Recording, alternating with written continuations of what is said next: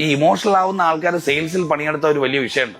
അത് ഇമോഷണൽ ആവുന്ന ആൾക്കാർക്ക് നോ പറയാൻ അറിയില്ല, അങ്ങനത്തെ ഒരു വിഷയം ഉണ്ടാവും. നോ പറയാൻ അറിയത്തില്ല. ഈ നോ പറയാൻ അറിയാത്ത ആൾക്കാരുടെ മുന്നിൽ നോ പറയുന്ന കസ്റ്റമേഴ്സ് വന്നുള്ള അവസ്ഥ ആലോചിച്ച് നോക്കിയേ.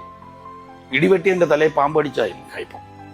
നമ്മൾ ഇമോഷണൽ ആണെങ്കിൽ സെയിൽസിലേക്ക് ഇറങ്ങിക്കഴിഞ്ഞാൽ നമ്മളെ ഇമോഷണൽ ആക്കാൻ ഒരു ജാഥയ്ക്കുള്ള ആൾക്കാരുണ്ടാവും.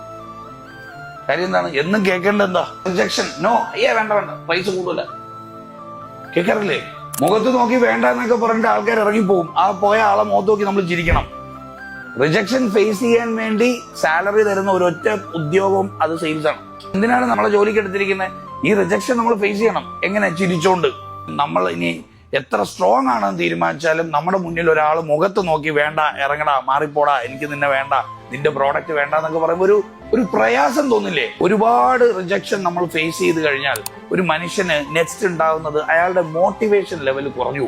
ഇത് നിരന്തരമായി ഒരു 4-5 പേര് റിജക്ട് ചെയ്ത് കഴിഞ്ഞാൽ അടുത്ത 6ാമത്തെ ആളെ കാണാനായിട്ട് നമുക്കൊരു ഒരു ഒരു ഒരു ഊർജം കിട്ടില്ല. നമ്മളിങ്ങനെ സ്ഥിരമായിട്ട് നമ്മൾ റിജക്ട് ചെയ്ത് നമ്മുടെ മോട്ടിവേഷൻ ലെവൽ കുറഞ്ഞാൽ എന്ത് പറ്റുമെന്ന് ചോദിച്ചാൽ, എനിക്ക് എന്നോട് തന്നെ തോന്നുന്ന ഒരു മതിപ്പ് കുറയും. എനിക്ക് എന്നെ കുറിച്ച് മതിപ്പുണ്ടെങ്കിലേ എനിക്ക് എന്നെ കുറിച്ച് കോൺഫിഡൻസ് ഉണ്ടാവും. സെൽഫ് കോൺഫിഡൻസ് ഉണ്ടെങ്കിൽ മാത്രമേ നമുക്ക് നമ്മുടെ പ്രസന്റേഷൻ ഒക്കെ സ്ട്രോങ് ആക്കാൻ പറ്റുള്ളൂ. ജീവിതത്തിൽ നമുക്ക് പ്രതിസന്ധികൾ നേരിടാൻ പറ്റുള്ളൂ. ഇതിനൊക്കെ വേണ്ടത് എന്താണ്? Self confidence.